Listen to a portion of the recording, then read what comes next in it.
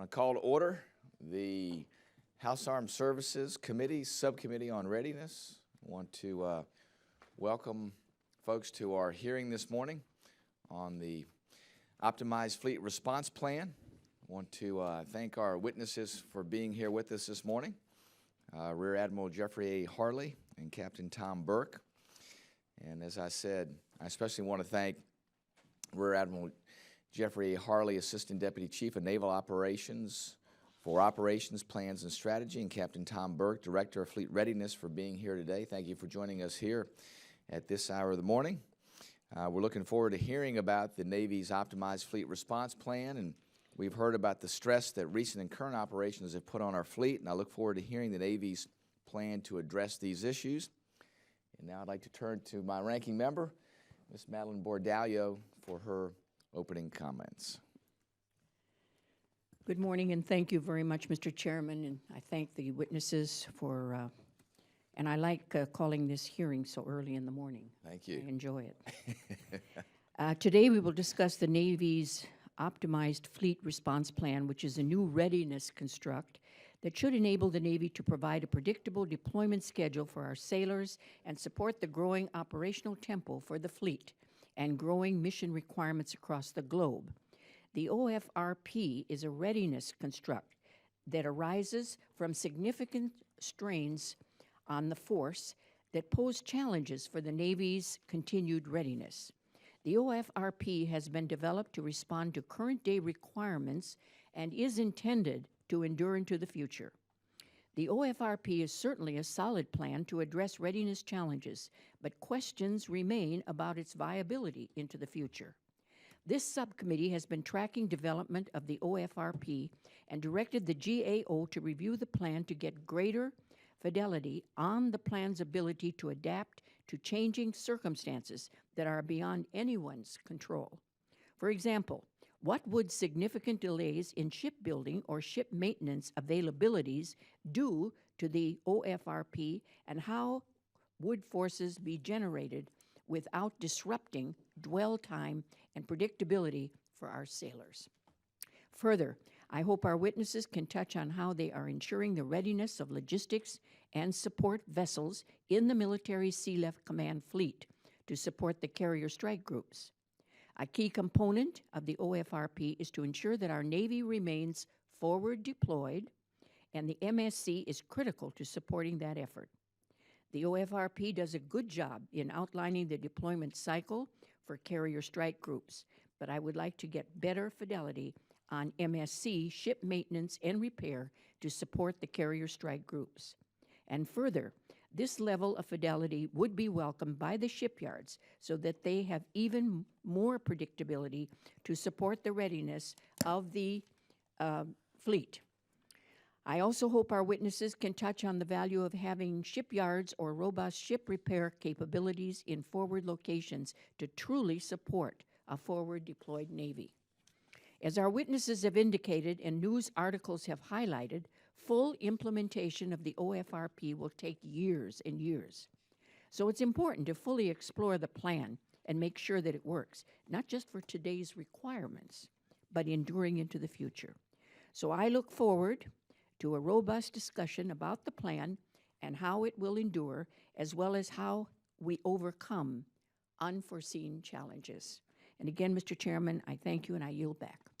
Thank you, Ms. Bordallo. We'll now go to our witnesses, Admiral Harley and then Captain Burke, for your opening comments. Chairman Whitman, Ranking Member Bordallo, distinguished members of the subcommittee, Captain Burke and I are honored to be here today to discuss the Optimized Fleet Response Plan, known as OFRP. OFRP is the Navy's sustainable readiness generation model, and it is how we will maintain and train our ships to deploy in support of our national security interests. It provides a force that is ready for any challenge, from a high-end conflict against a peer competitor to humanitarian operations. We'd like to begin this statement by providing an overview of OFRP and then some highlights of how OFRP will balance global presence with warfighting readiness and the long-term health of the force. Our Navy has managed force generation using the Fleet Response Plan since it was adopted in 2003 and fully implemented in 2007. This cyclic process was designed to synchronize periodic deep maintenance and modernization necessary to readiness with the training of the fleet to achieve Global Force Management Allocation Plan forward presence objectives and provide contingency response capacity.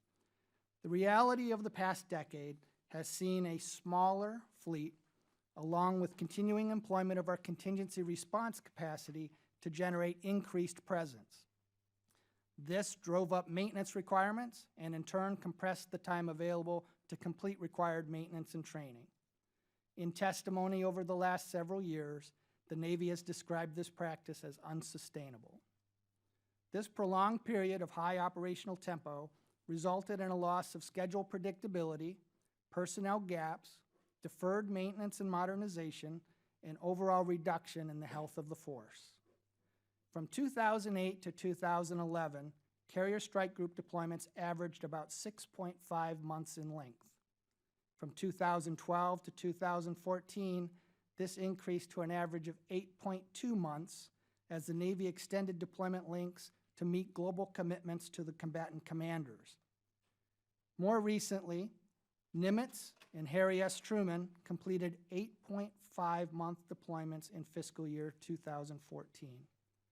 George H.W. Bush completed a 9-month deployment, Carl Vinson completed a 9.5-month deployment, and Theodore Roosevelt will complete an 8.5-month deployment this year.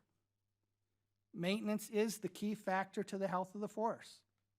To meet national tasking, we have extended deployment lengths, which increased the wear on our ships and resulted in additional maintenance and repairs that lengthened planned maintenance availabilities. Operational schedule changes to meet combatant commander requirements, funding shortfalls, shipyard loading constraints, late modernization adds, and other factors led to inefficient maintenance and modernization planning, contracting, and completion. Given these increased maintenance demands in shipyards, we should have been hiring more workers.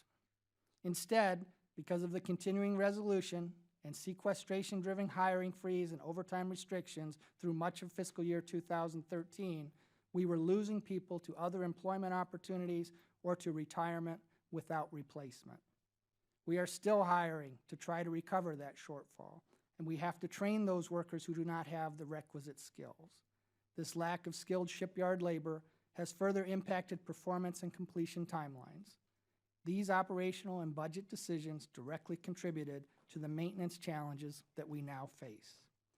The pace of operations and providing just-in-time readiness to deploy also affected our people, our sailors, including a number of last-minute cross-deck moves, which means pulling sailors off one ship and putting them onto another just in time for the next deployment. Consequently, we were challenged to retain our best sailors due to uncertain schedules and increased time away from home, and the attendant loss of stability for sailors and their families.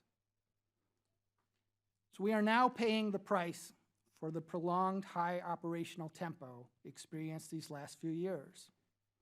We've testified to the unsustainability of that operational tempo.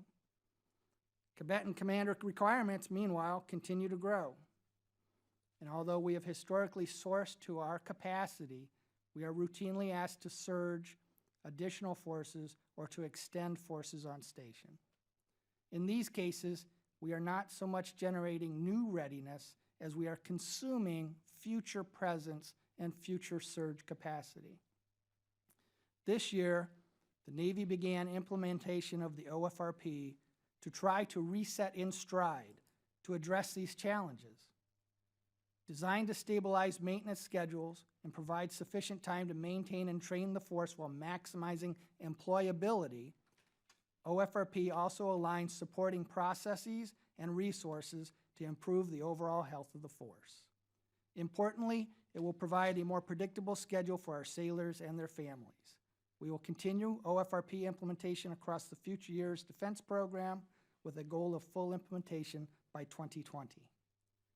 The CNO's overarching guidance was to establish a balanced, sustainable, and predictable force readiness generation cycle that would maximize the employability of our force structure. OFRP is intended to deliver several specific outcomes. First, OFRP will permit us to preserve the time necessary for maintenance and training. We need to protect maintenance time to preserve the long-term health of the force. Delaying or deferring maintenance plans places us at increased risk and increases the risk of casualties at sea when we need those equipment most.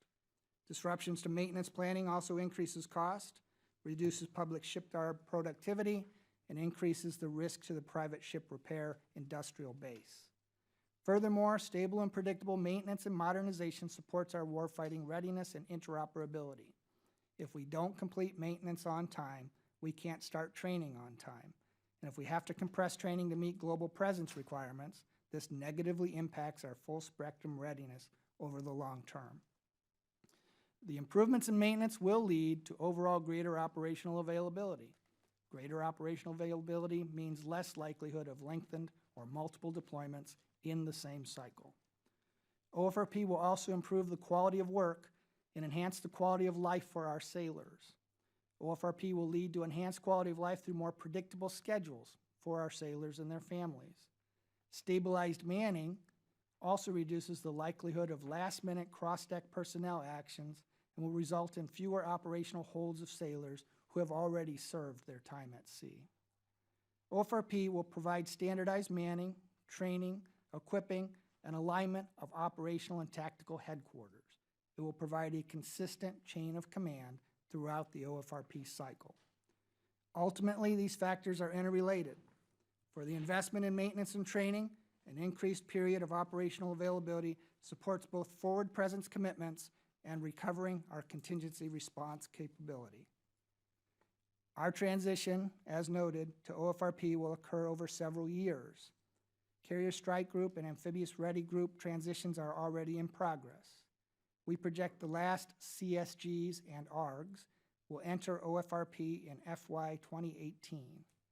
We have approved and are implementing OFRP cycles for our remaining units, including ships home-ported overseas, attack submarines, maritime patrol and reconnaissance aircraft, and our expeditionary forces, such as explosive ordnance disposal, coastal riverine forces, and naval construction forces. For our ships and submarines, completing maintenance availabilities on time is essential to reducing deployment durations. Maintenance delays may result in other ships completing extended deployments to meet global commitments. The FY 2016 President's budget made a significant investment to increase available naval shipyard and aviation depot capacity. We have moved some submarine work to the private sector and increased the size of the workforce. Navy is making significant investments in workforce training to improve worker productivity. The combination of these improvements will reduce the number of availabilities that exceed scheduled end dates. Additionally, in support of OFRP implementation, we have synchronized carrier and surface combatant maintenance periods, standardized the training of our headquarters staffs, and consolidated and streamlined inspection processes. We have made significant progress in ensuring our ships are properly manned prior to commencing the training cycle. We are continuing to work to ensure maintenance and modernization periods are completed on time. For the progress we've made, we must be prepared to address potential roadblocks to OFRP implementation. We will need to fund OFRP to the right standards for manpower, maintenance, and training, and across all readiness pillars. PB 16 does that, but a return to Budget Control Act levels will certainly disrupt OFRP implementation.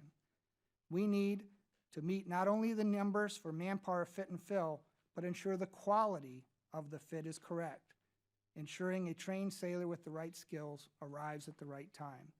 We need to closely manage ship schedules and alignment of surface combatant and amphibious ships with the aircraft carriers and big deck amphibious ships. This is complex because it involves coordinating maintenance and modernization schedules across numerous shipyards. We need to invest in increasing shipyard capacity by addressing workforce manning and training requirements. We will have to execute the planned PB 16 investment to increase available naval shipyard capacity by moving submarine work to the private sector and increasing the shipyard workforce to 33,500 full-time equivalents by FY 2017. Finally, responding to emerging crises with surge or extended deployments will disrupt schedules and could further delay OFRP implementation. We are carefully managing the OFRP implementation and execution and will be prepared to adjust course as necessary. Lastly, I'd like to talk about the risks we face if we do not implement OFRP. We cannot continue doing business as usual and expect to maintain an operational and tactical advantage over our adversaries. If we do not implement OFRP, our challenges will continue to grow. We will be unable to retain our best sailors due to high operational tempo and schedule unpredictability. Through the cumulative effect of high operational tempo and maintenance challenges, we also will be unable to reach the expected service life of our ships, submarines, and aircraft. Additionally, degraded material readiness leads to reduced warfighting readiness, ineffective training, and increased safety risks. We will be unable to preserve the required industrial support base. We will continue to have inefficient maintenance, modernization, planning, and scheduling, which will lead to unacceptable and unaffordable cost overruns, training entitlement impacts, and deployment delays. Lastly, we continue to consume our contingency surge capacity for routine operations, and it will be more challenging to meet defense strategic guidance objectives in the future. Ultimately, this is a pay me now or pay me later discussion. If we are not given time to reset the force through OFRP and are forced to source beyond sustainable levels, we will remain challenged in all of these areas. So in conclusion, after years of operating above sustainable levels, we remain challenged to meet the necessary surge capacity and quantity and readiness across a wide array of forces. Moreover, a return to Budget Control Act authority levels will further challenge our maintenance, readiness, training, and risks reversing recent gains. Your great Navy will continue to man, train, and equip combat-credible forward naval presence, being where it matters, when it matters, as well as supporting our commitment to allies and partners.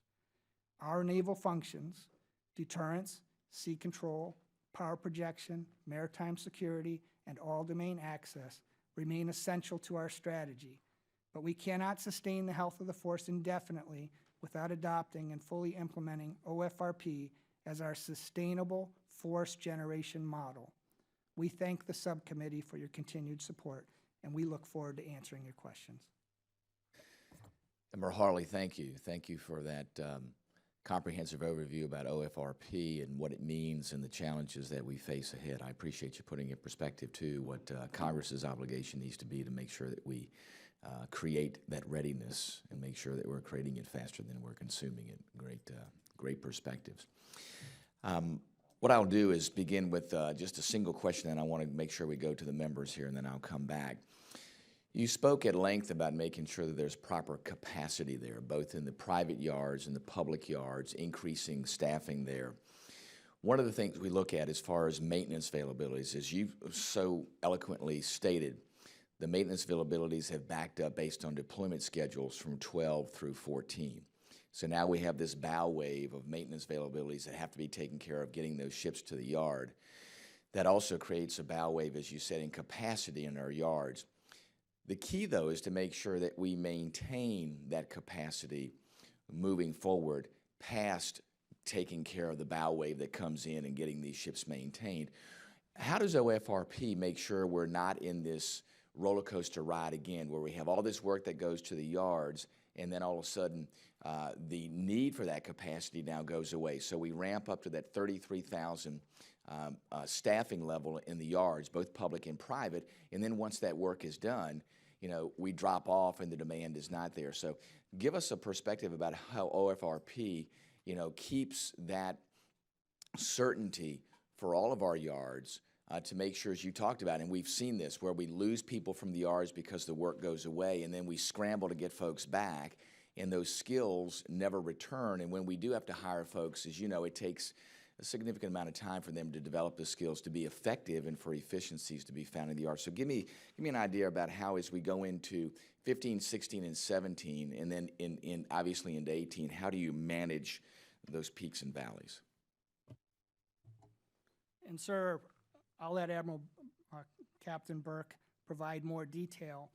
But what you're really addressing is this idea of providing predictability for our industrial base. And that same predictability, if we can get to a place where the maintenance ends on time, that predictability translates over into our ability to generate force employability, to meet our obligations for our global force presence.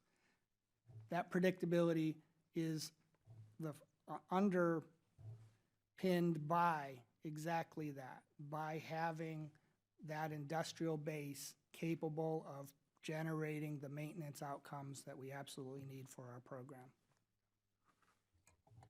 Sir, good morning. That's a fantastic question. It's right on the point. And so I think what OFRP is helping us do is there's a subset of OFRP, which is this new master plan we're creating to give our process sustainability, discipline, and stability. And so our plan is to try and look out much further into the future with this discipline process and be able to see 9 years out, this is when this ship is going to be in availability. So it should allow us to do a much better job of placing a trajectory on the size of the shipyards throughout the country, both public and private, and what our private demand would even be, and be able to put a more level load throughout that long cycle. Now, as we transition, there's churn there, because we have a lot of work to do to hire folks, which we're doing pretty well at, but getting those folks trained and getting them to perform at the journeyman level, it takes a few years. They're not going to show up as experts. So the transition is going to be is a big challenge for us. But once we get there, we'll be able to look much further into the future and look at what the load is across our yards, so we're not causing those ups and downs. Absolutely right. Yes, sir. As well as talking, obviously, with the folks in the public yards, are you having conversations with folks in the private yards to make sure you work with them so they can work with you and maintaining for them that certainty, but also helping them manage the workforce so we're not on that roller coaster ride? Yes, sir, and I think we're doing it in better ways than we've ever done in the past, honestly. It's more of a challenge. We don't have the fidelity we have with our public yards of exactly what skill sets we have available. We have great fidelity in our public yards. In the private yards, folks are more inclined to say they'll take the work no matter what. So we have to be honest partners with each other and understand what the realities are, so that we're not causing them a lot of churn. Yes, sir. Ms. Bordallo? Thank you, Mr. Chairman. I have a couple of questions, real quick questions. Admiral, for you, where along the OFRP timeline does the most risk lie? Who is responsible for enforcing it, and who has the authority to disrupt it?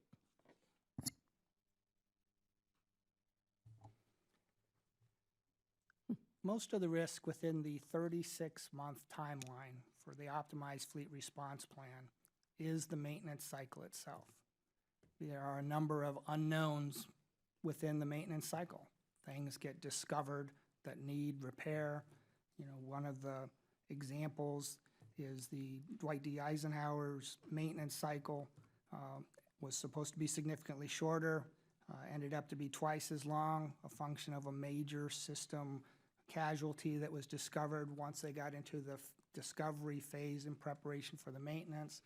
So there are things that place the maintenance portion particularly at risk. The deployments are scheduled years in advance. It's part of our force offering adjudicated by the Secretary of Defense and what our global force presence will be allocated with the capacity that we can offer. The shock absorber for that becomes the training cycle, and it's why the CNO has testified that there are maintenance backlogs and training backlogs that impact the ability to execute the fleet response plan and now have the potential to disrupt the optimized fleet response plan.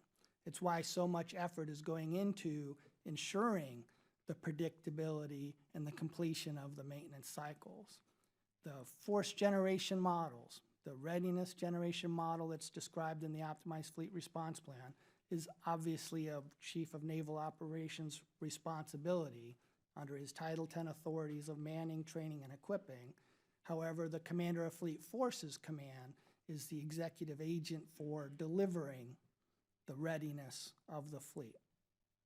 That is the person who can disrupt, modify, reorganize the fleet response plan and its goals under the auspices of the Chief of Naval Operations. Thank you very much, Admiral, for your direct answers to my questions. Now, can you detail how the OFRP implementation sequences MSC or other logistics and support vessel maintenance over the coming years? Again, I want to stress the plan for the carrier strike groups is pretty straightforward, but it's unclear how this would work for MSC. The OFRP has 9 lines of effort, and one of those is MSC support. But the Military Sealift Command ships are not part of the Optimized Fleet Response Plan methodologies. They're funded to a certain level of readiness, a certain number of days. They are certified to Coast Guard standards and civilian maintenance standards. So they play a significant role in supporting the rest of the fleet through their readiness, through their support of the ships and assets that are going through the Optimized Fleet Response Plan. But in terms of the processes, the alignment of manning, the training and logistics, it's not a driver for the Military Sealift Command ships and platforms. Thank you. And I yield back, Mr. Chairman. Thank you, Mr. Bordallo. We now go to Mr. Scott. Thank you, Mr. Chairman. Admiral, the best of managers, whether they're in the public sector or the private sector, can't be efficient if they don't know what their budget is in a timely manner. Do you know what your budget will be for your fiscal year that starts October 1st? We actually don't, sir. I think it depends on the decision as to whether the presidential budget is approved or whether there's a continuing resolution. And even within the continuing resolution, there's significant discussion as to the lowest levels, whether it would be a House number or a Senate number. And there's a significant difference between what could potentially be a gap of something like $3.6 billion or even up to a gap of $16.5 billion. We can certainly get you more details, but you're absolutely right. It creates an uncertainty and an unpredictability that has the potential to destabilize our naval execution of the Fleet Response Plan and the Optimized Fleet Response Plan. And just for the record, Mr. Chairman, for people who may be watching this, it's September 10th, so we're 20 days from the new fiscal year. And Admiral, I majored in risk management. Forgive me for the question, but is it possible to calculate the additional risk and cost to our country in both dollars and national security with the uncertainty that's surrounding the appropriations for the DoD? I think we have calculated the risk in testimony, particularly in January with the Chief of Naval Operations and the service chiefs discussing and testifying to the impacts of sequestration. Naval assets are somewhat different, I would suggest, than so many other assets and programs. The maintenance cycles are very long. The ability to produce readiness is an extensive period of time. We absolutely rely on the predictability of that funding. Continuing resolution would have impacts of its own. If we end up there even for a short period of time, we're likely to have to start deferring some maintenance because of the lack of predictability. And this has a daisy chain effects of repercussions throughout the maintenance schedule, a daisy chain effect in terms of our ability to provide global presence required to support and defend our allies and to meet our commitments in accordance with the Defense Strategic Guidance. I agree with you, Admiral. The only thing that a continuing resolution is better than would be a shutdown and the additional uncertainty that would come from that. The House passed a defense appropriations measure June 11th by a vote of almost 2-1. I would just like to point that out, and now here we are 20 days from the end of the fiscal year, and we don't have anything to tell you. One last comment I would make. If I wanted to destroy the United States, if I was their enemy, I would force their fleet to stay at sea longer than their maintenance schedules allow for, to allow us to, if you will, dilapidate the fleet. One of the greatest advantages that we've had over any of our adversaries is our ability to do depot and maintenance work and the industrial workforce that we have. Could you speak to the impact that this is having, the uncertainty has, and that the damage that we've done to that workforce with furloughs and other budget maneuvers that have happened in the past? Sir, specifically talking about the workforce and the furloughs, I think it's a pretty important point, and the uncertainty associated with it can really cause some serious damage. The shutdown, for example, that we had resulted in not only some furloughs, and sequester resulted in some furloughs, but then they resulted in a hiring freeze, and that was actually more damaging because for 8 or 9 months afterwards we couldn't hire. And so, for example, in our air depots with our aircraft, we just this summer got back to the level of folks working in those depots, the level we had in 2013. So we just got back to where we used to be. And we know that capacity isn't enough to handle the amount of aircraft we need as throughput right now. And you can make exactly the same statement for the shipyards, sir. Captain, I represent Robbins Air Force Base. We'll be happy to rebuild those those Navy planes for you if you need us to. Mr. Chairman, I'll yield the remainder of my time, but I appreciate the opportunity, and gentlemen, I appreciate your service. Thank you, Mr. Scott. We'll now go to Mr. Courtney. Thank you, Mr. Chairman, and thank you to both the witnesses this morning.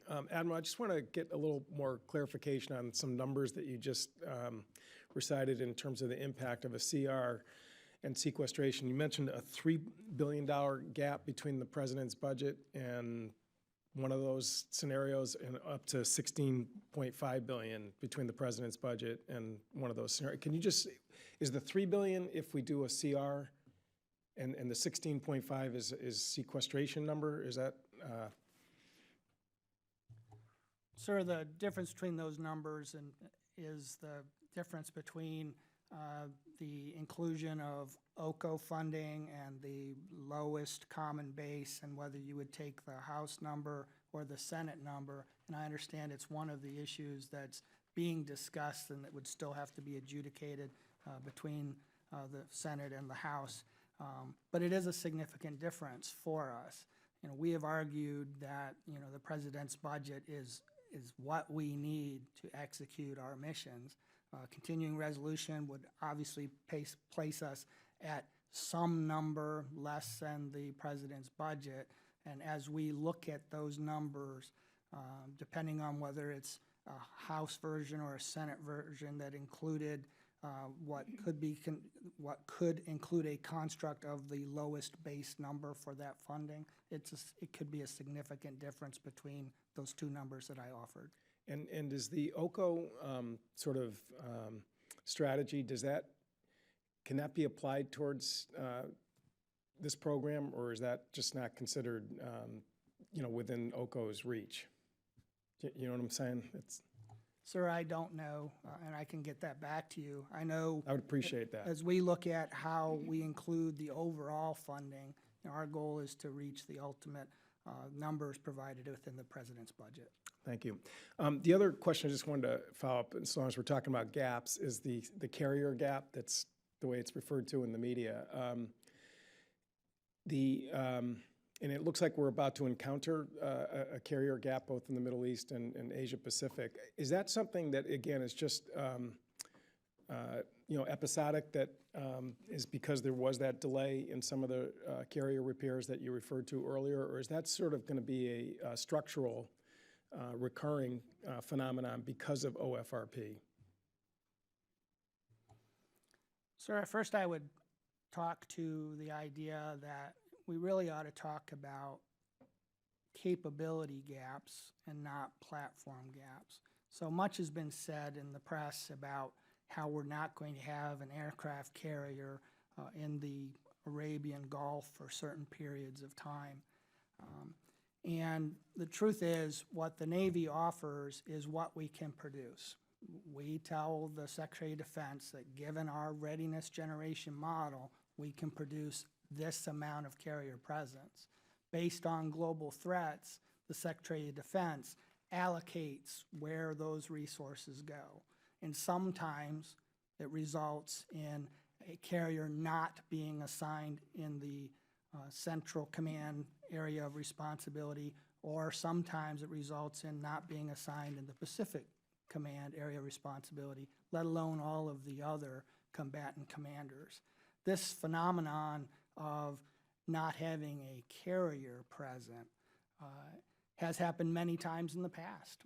6 times since 1991 for Central Command, 8 times since 1991 for the Pacific Command, and appreciating the significant value that a carrier brings to a fight and to things like deterrence. The idea of discussing capabilities really is important, because when the carrier goes, the Joint Staff, working with the combatant commanders, finds methodologies by which they can mitigate that presence lack of the carrier. And to that end, they're able to mitigate and provide the capabilities that are required for that duration of time until a carrier can be provided in accordance with our presence constructs. And a number of us were over in Pearl Harbor last week, and Admiral Harris and Admiral Swift sort of walked us through that point. I guess the question I still would like to understand is that, is this something, though, that is going to be recurring with OFRP? So first, I would say that OFRP is not the creator of gaps. OFRP is a model that generates the optimal employability of for the number of ships that we have.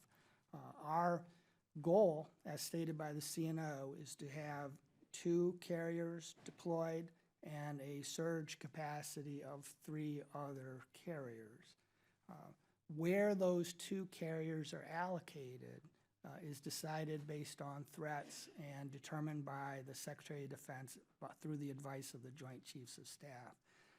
Will there be gaps, so-called gaps in the future? Well, I would say that the capabilities we find ways to mitigate that through adding additional fighter aircraft as a representative example.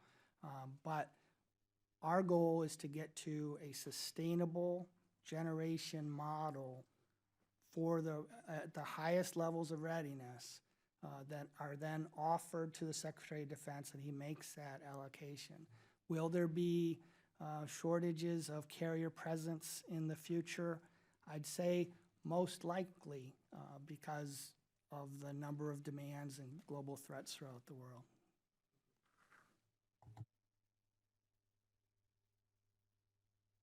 We'll now go to Ms. Hartzler. Thank you, Mr. Chairman. Thank you, gentlemen. I was wondering, how does the delay of the USS Gerald R. Ford impact the OFRP and the operational availability of the Navy's Carrier Strike Group?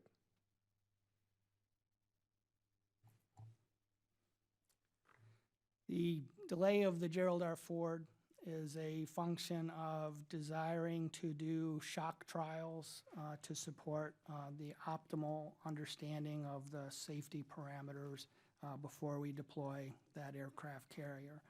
It does modify our ability to restore our +3 surge capacity by a designated period of time that is still under review by Fleet Forces Command. So you don't have an idea right now what that looks like?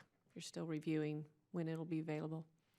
Well, we know without talking through classified schedules that it represents about a 2-year delay in being able to deploy that carrier, and consequently, it means that we won't get back to 11 carriers able to deploy for about an additional 2-year period. We are looking at ways to mitigate our presence requirements to get back to our 2 carriers deployed and 3 surge capable, but it does have a significant impact. Okay. What is the relationship now between public and private maintenance in the shipyards? How much of it is done in public, how much is done in private, and how would you rate the capability as well as the economic feasibility of doing that? Is it cost effective or beneficial to have more private than public, or vice versa, or how do you view that? Ma'am, the relationship is essentially the sort of straightforward roll-up is that our nuclear work is done in our public shipyards. Our kind of highest skill set, highest standard work is done in our public yards. And then the work for our cruisers and destroyers, our amphibious fleet, is done in the private yards. Is sent out to those yards, contracted out. And then there is some work that is contracted out that is done on what we call topside work, not in the propulsion plants, that kind of thing, in our public yards. So the relationship is crucial to OFRP being successful, that we have the balance between both our public sector and our private sector understood. We have, as the chairman was talking about in his question as well, we have a trajectory to the future. We understand what the loading is across those yards so that we're not throwing major wrenches into either the public sector or the private sector, because it really screws up the planning. And that's a big part of why we're trying to take this breath and get OFRP, which really isn't that big a change, really. It's just trying to deliberately fence the time for maintenance so that we can get these ships back up where they belong, and then we have time to offer that post-deployment sustainment and really offer that surge capability again, which we kind of lost in our scramble to just be present over the last several years, because our numbers were higher than we could sustain. Certainly predictability is important in industry, and when you're talking employing and training and all of the aspects, so that certainly makes sense. What measures does the Navy use to track the performance of its shipyards to ensure it is meeting its maintenance goals? The big roll-up measures, ma'am, are all about cost and schedule.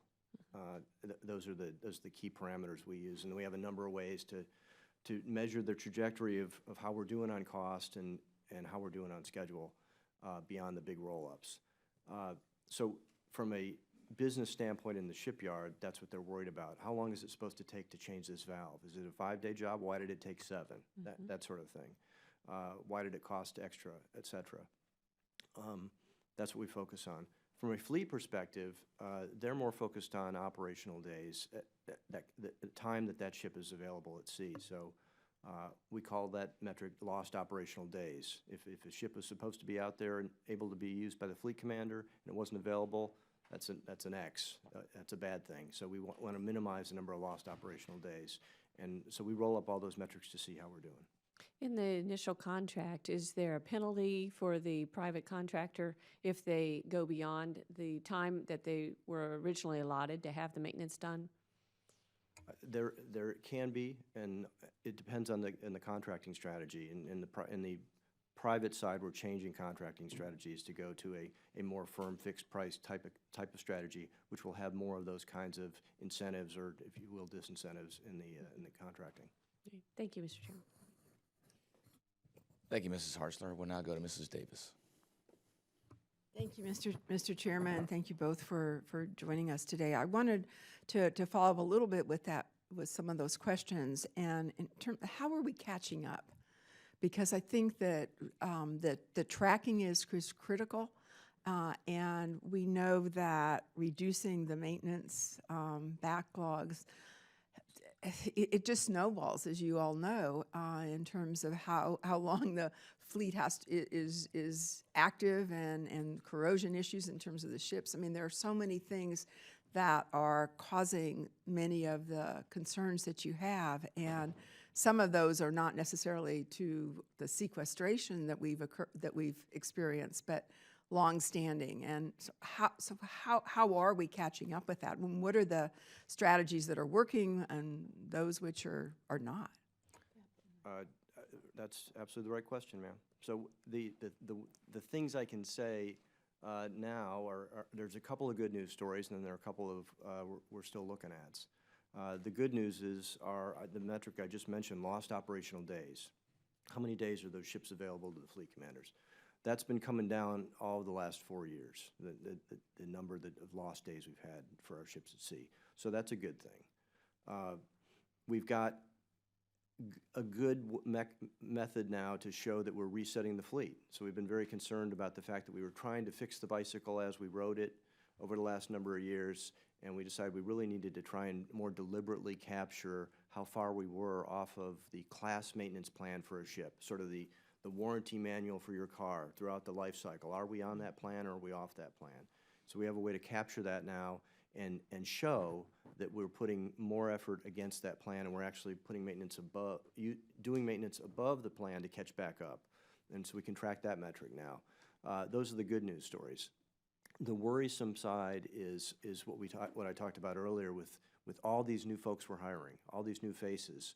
We got to get them trained, and we got to get them up and performing effectively, and that's not going to happen overnight. So we have to work through that over the next few years. Mm-hmm. Yeah, and Maharli,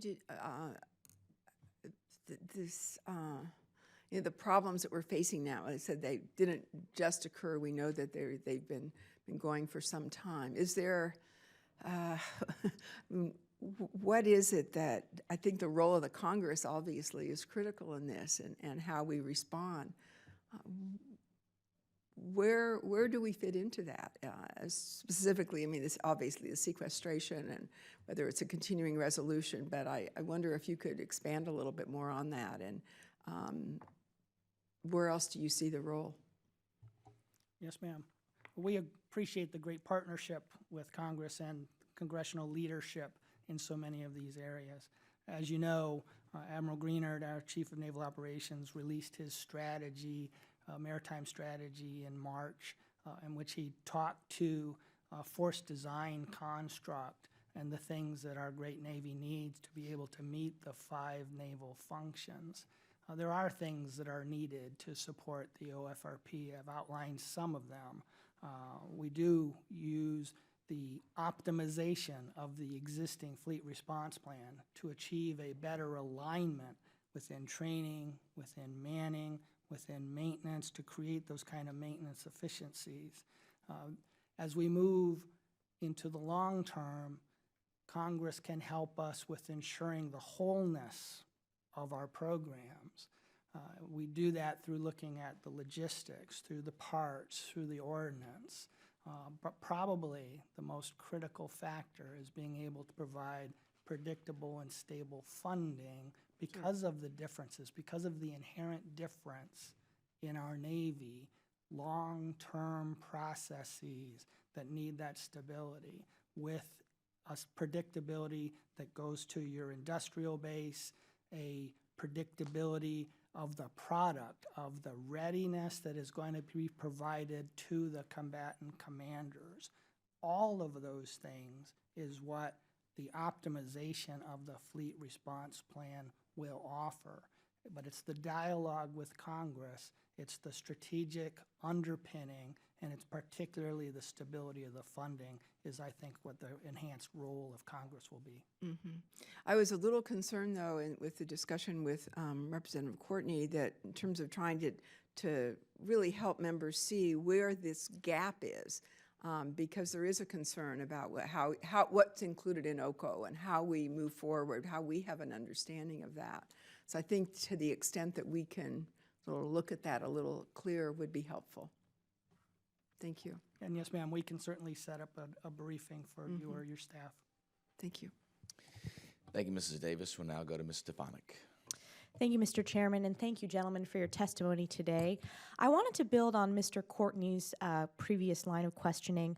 I represent Fort Drum, home of the 10th Mountain Division, and brigades from the 10th Mountain are currently forward deployed in Afghanistan and Iraq.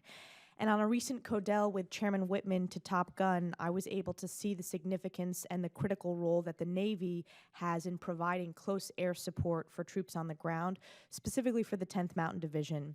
Can you explain to me how the implementation of OFRP restricts, impedes, or helps the Navy's ability in a joint environment, and in particular in the Middle East AO?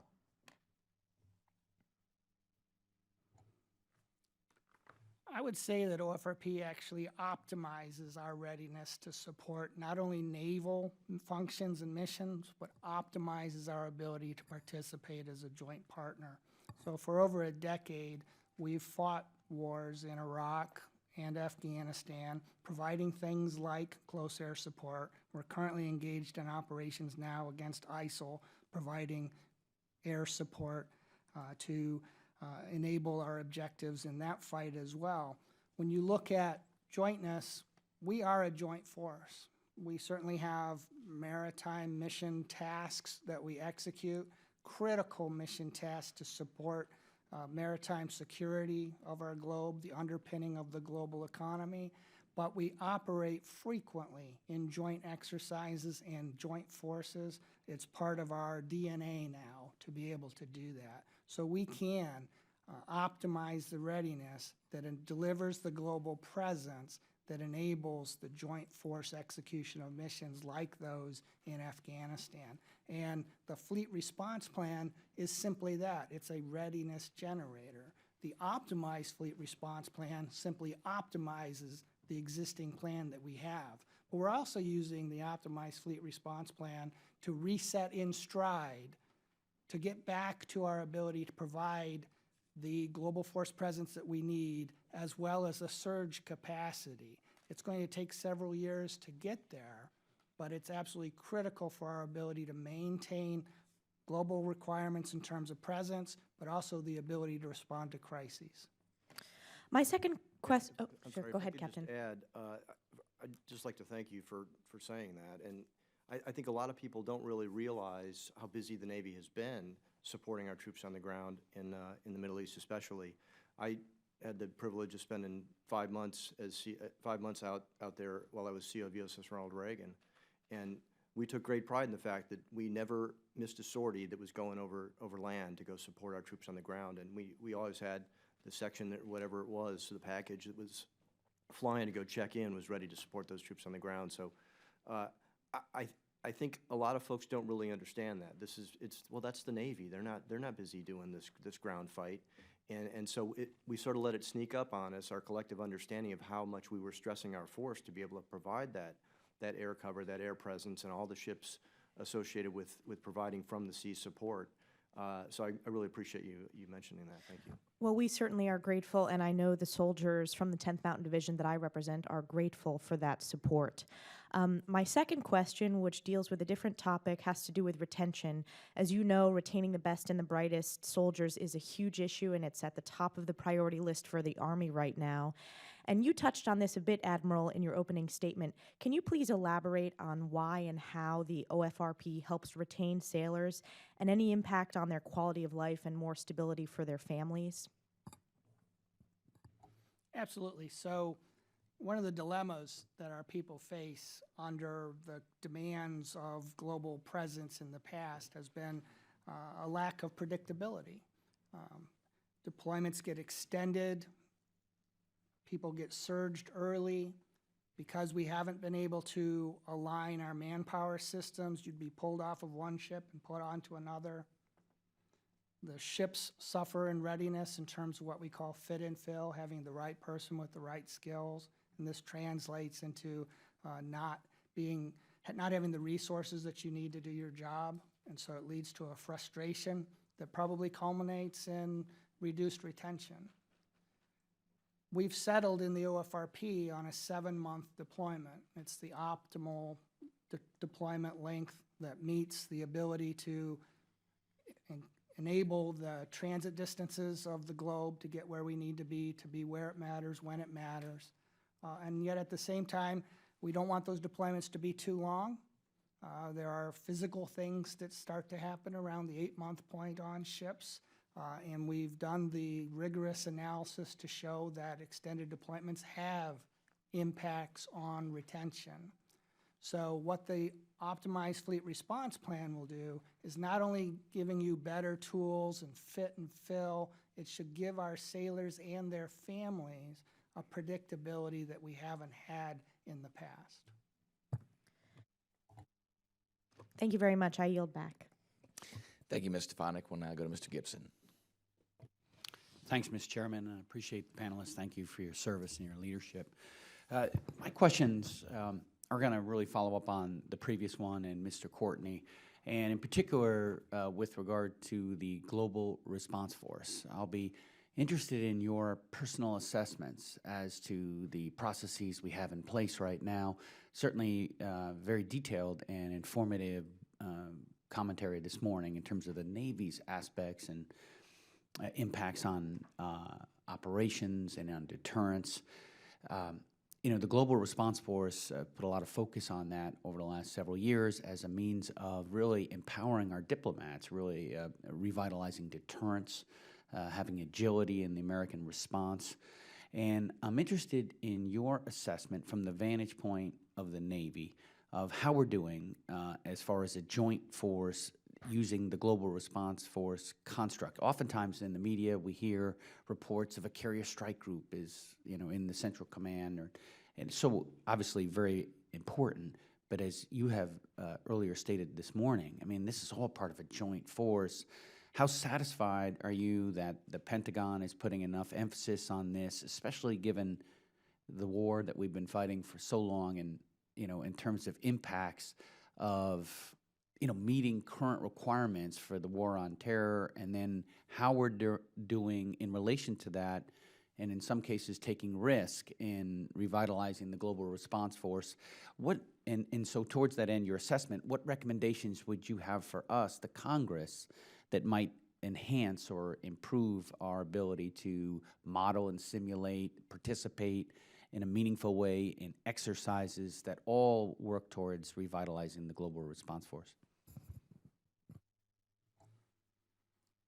Sir, the Optimized Fleet Response Plan is designed as a readiness generation model, as I've said. Another way of articulating that is it creates employability. It creates predictable and sustainable employability.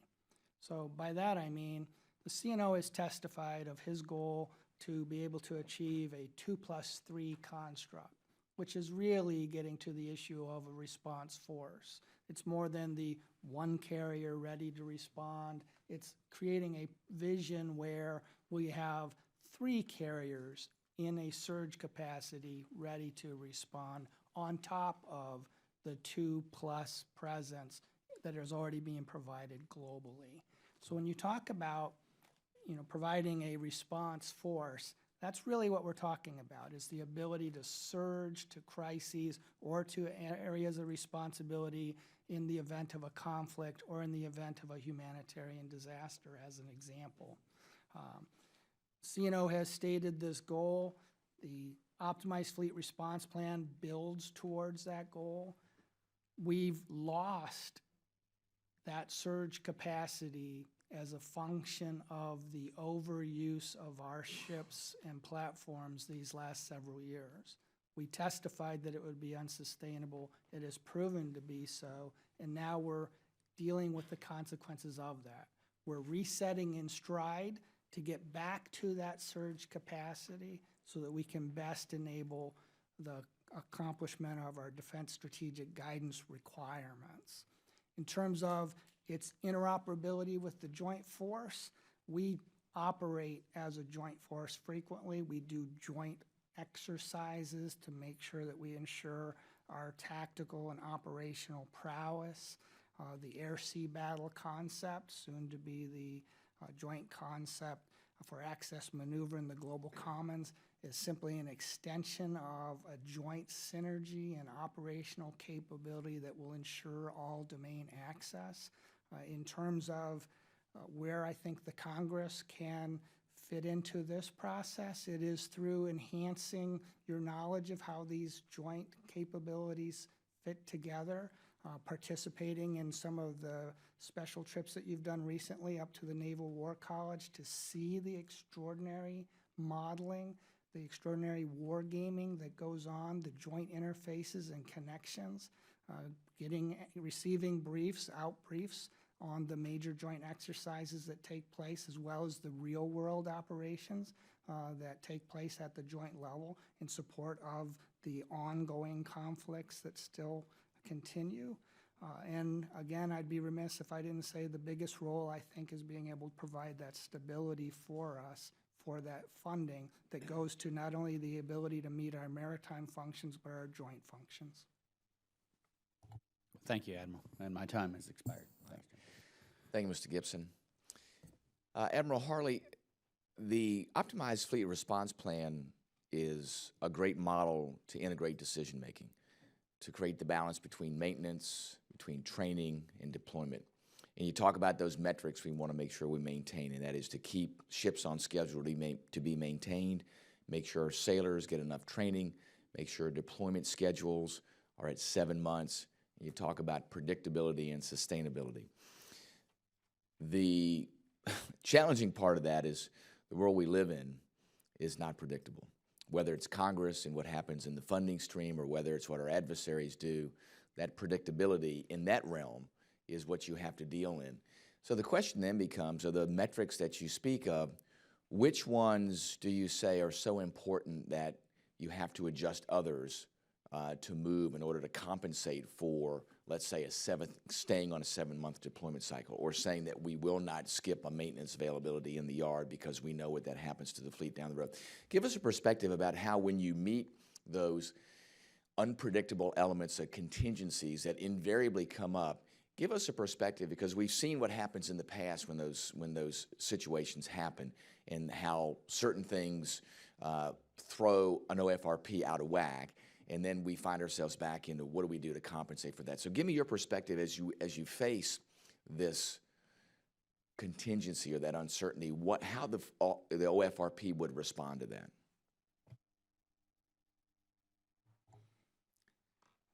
Sir, the OFRP is designed to be a sustainable model. And what you're talking about are things that can throw the timing and the sequence of events out of line, whether it's global events or some significant maintenance discovery that results in a very extensive maintenance for a particular carrier, as an example. In terms of providing that perspective, the OFRP is tracked through a master OFRP production plan, which outlines the alignment of all these different programs, manpower, logistics, personnel, parts, ordnance, to create that wholeness and readiness for a specific strike group, as an example. Real-world events will cause changes to the production planning. If somebody's maintenance gets extended beyond our ability to absorb it within the shock absorber that's built into the optimized fleet response plan, we would have to adjust accordingly and modify the schedules to be able to do that. We have the capacity to do that. We've picked a 7-month deployment in particular to give us flexibility if we really had to go to 8 months. It's not optimal. It's not what we want to do for all the reasons that are described today, but it is one of the options available to us. Another option is to reduce our global input as to what we can provide for a designated period of time, and to mitigate that presence, that carrier presence, in some other way, using our joint partners, using joint aircraft to cover a gap in time of where we may not actually have a carrier present. But we do have methodologies, we do have tools that we can use to deal with real-world contingencies. Now, our hope, of course, and because probably the most pressing of the issues that you identified, is if there's a real-world contingency that requires. Of course, we have the Global Response Force and its ability to respond.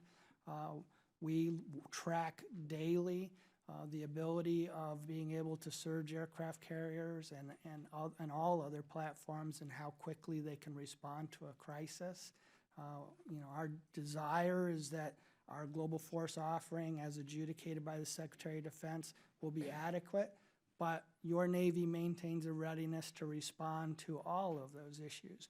Our desire is to be able to reset in place, to reset in stride, so that we can get to a place where that 2+3 surge capacity is the norm and not merely a goal.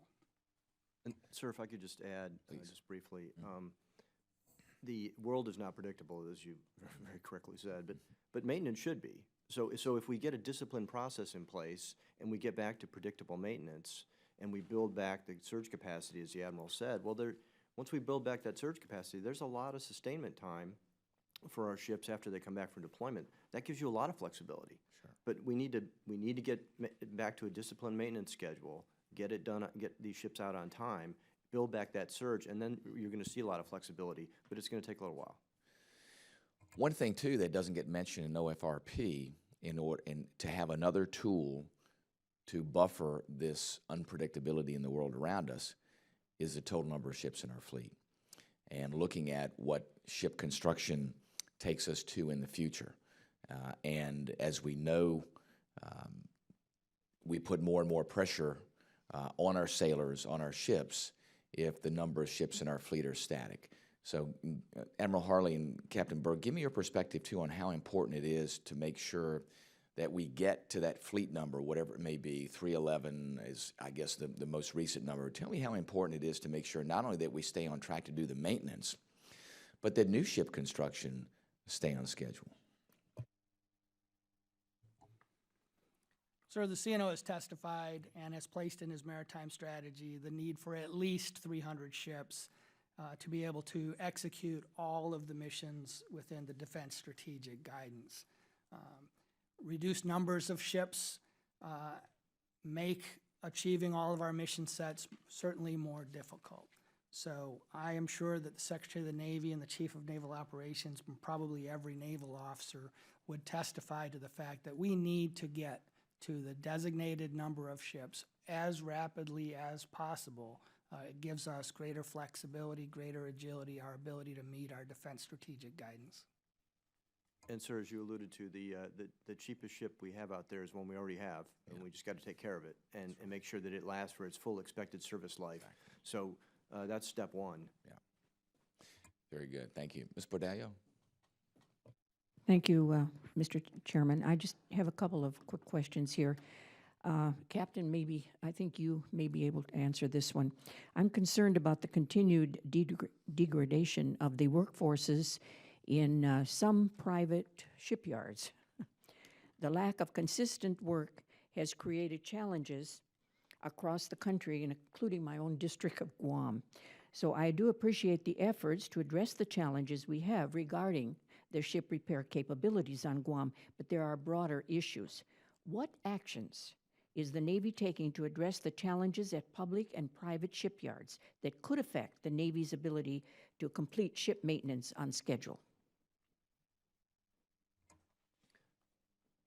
So a very important question, ma'am, and we're trying to make sure that by using OFRP, we're looking out on a longer timeline, and so we're able to tell those private yards, give them a sense much earlier than we have in the past of when we're going to want that ship to come into the yard so they can have their business model correct and their shipyard sized appropriately to bid for the work effectively and get it. Because we want them all to succeed, right? We want them to come into the yards and not throw them curveballs. We've been throwing them a lot of curveballs, having ships come in out of cycle, having one ship go long, causing another ship's availability to be delayed or canceled or significant parts of it deferred. And then we're throwing all kinds of curveballs at both our public and our private yards and asking them to somehow succeed. And that hasn't been effective for us. So we're trying to stop chasing our tail and get this disciplined plan in place that allows everybody to execute to a schedule and breathe easier. And once we get it in place, we'll have a lot of flexibility to deal with the real world. Okay, so they would be part of the plan then? Yes, to ma'am. give them time to get ready for whatever is coming to their shipyard. Yes, Admiral, how many ship maintenance availabilities were on time in fiscal year 2014, and how many are on schedule in the current fiscal year? The captain, I guess. Ma'am, the 2013 first. the roll-up metric we have for that is that we want to be on cost and on schedule with 60% of our availabilities. It's not honestly a great metric because it doesn't tell you if you're 5 days late on availability or 50 days late, $1 million over or $10 million. It doesn't give you much a sense of things, but our goal is 60%. We haven't met that in 2.5 years. So in my mind, What is the percent then? right now, it's probably, I could get back to you for the record, ma'am, but it's probably in the 40s right I was now. going to say under 60, Yes, maybe ma'am. 40. That's right, and it's been a few Is years. that 13? Yeah, it's been a few years since we've been able to get to 60%. I see. So that, I think, is the primary driver that drove Admiral Gortney at Fleet Forces to say, hey, we got to do something to fence more time for maintenance, to start getting the maintenance done. Because he was seeing that impact, and he was also, of course, seeing compressed training cycles and other things that OFRP is working on. But in my mind, the main driver for OFRP is maintenance. It's all about maintenance. It's all about fencing the time to do maintenance effectively. So Captain, between 13 and 14, it still remains about the same on a percentage scale. Yes, ma'am. Thank you, and I yield back, Mr. Chairman. Thank you, Ms. Bordallo. Now go to Mr. Scott. Thank you, Mr. Chairman. Gentlemen, I've got basically two last points I'd like to have answered, if you could help me with them. One is, we talk a lot about the workforce. What are the trade-offs between using U.S. shipyards, whether they be public or private, and overseas maintenance, and the potential to degrade our industrial capacity if we begin to rely too heavily on work that's done overseas?